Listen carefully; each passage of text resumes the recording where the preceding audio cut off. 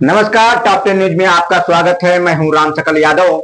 आइए दिखाते हैं आपको आज की छोटी बड़ी खबरें।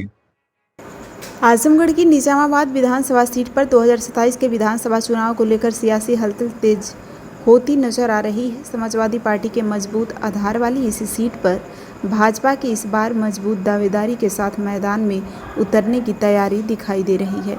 निजामाबाद विधानसभा क्षेत्र में प्रमुख समाजसेवी दीपक राय की बढ़ती सक्रियता ने राजनीतिक चर्चाओं को और तेज कर दिया है। दीपक राय ने क्षेत्र के प्रमुख धार्मिक स्थलों मां शीतला धाम, दुर्वासा धाम और दत्तात्रेय धाम पहुंचकर दर्शन पूजन किया और आशीर्वाद लिया। दीपक राय ने इन सभी धार्मिक यात्राओं को आगामी विधानसभा चुनाव से जोड़कर देखा जा रहा है। भाजपा से संभावित दावेदार के रूप में चर्चा में आए दीपक राय ने क्षेत्र में अपनी सक्रियता बढ़ा दी है।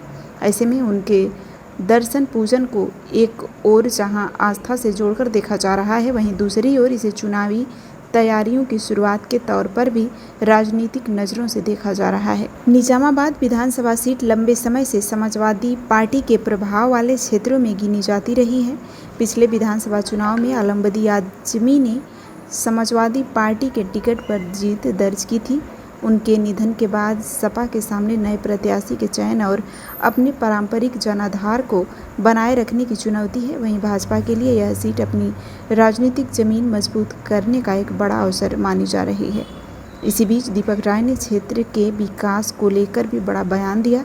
मीडिया से बातचीत में उन्होंने कहा कि निजामाबाद लाहीडीह मार्ग और निजामाबाद भदोली मार्ग की जर्जर स्थिति क्षेत्र की प्रमुख समस्याओं में शामिल है। उन्होंने इन सड़कों की समस्याओं के समाधान को अपनी प्राथमिकताओं में सबसे ऊपर बताया और कहा कि जल्द ही इस दिशा में शुरुआत की जाएगी। दीपक राय ने यह भी कहा कि पार्टी नेतृत्व के निर्देश और क्षेत्रों की ज़रूरत के अनुसार विकास कार्यों को गति देने का प्रयास किया जाएगा। कुल मिलाकर 2027 के विधानसभा चुनाव से पहले निजामाबाद में भाजपा की संभावित राजनीतिक और दीपक राय की बढ़ती सक्रियता ने सियासी चर्चाओं को गर्म कर दिया है।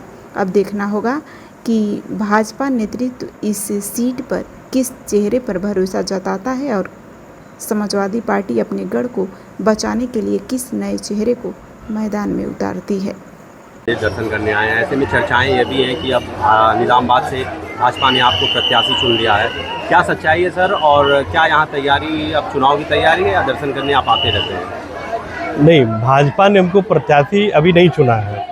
मैं भारतीय जनता पार्टी का कार्यकर्ता हूं और भारतीय जनता पार्टी के यहाँ से जो भी, चाहे मैं लड़ूं चाहे जो भी लड़ेगा, उसको जिताने के लिए मैं एक दूत के रूप में समाज में घूम रहा हूं।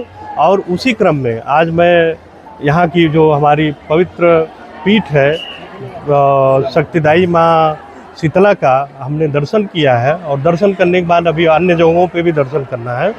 हमारा बस माता रानी से ही कृपा है, मांगा है, हमने उनसे आशीर्वाद मांगा है कि निजामाबाद विधानसभा से भारतीय जनता पार्टी का कमल का फूल खिलना चाहिए। उसी के लिए हम एक सिपाही के रूप में यहाँ से दौड़। क्या रणनीति होगी सर इस चुनाव में? जैसा कि बहुत सी यहाँ अनियमितताएं हैं, पिछले विधायक अब तो नहीं रहे मगर उनका कार्यकाल भी ऐसा रहा कि जनता बहुत त्रस्त रही।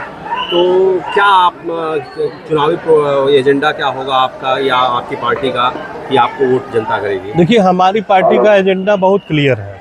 सबका साथ, सबका विकास, सबका विश्वास, क्लियर एजेंडा है। यहाँ पे 10 विधानसभा में समाजवादी पार्टी के विधायक हैं और हर जगह की स्थिति है कि ये लोग पूर्ण रूप से जो करप्शन का एक माध्यम होता है वो बना रखे हैं। विकास के नाम पे कुछ नहीं किए। जो उनकी निधियां हैं उसको कमीशन पे बांट रहे हैं बेटर, जिसकी मैं माननीय मुख्यमंत्री जी से निवेदन करके इसकी जांच करवाऊंगा। और हमारे माननीय मुख्यमंत्री जी आदरणीय योगी आदित्यनाथ जी लगातार आजमगढ़ ही नहीं पूरे प्रदेश में काम के लिए उनसे बेहतर कोई है नहीं।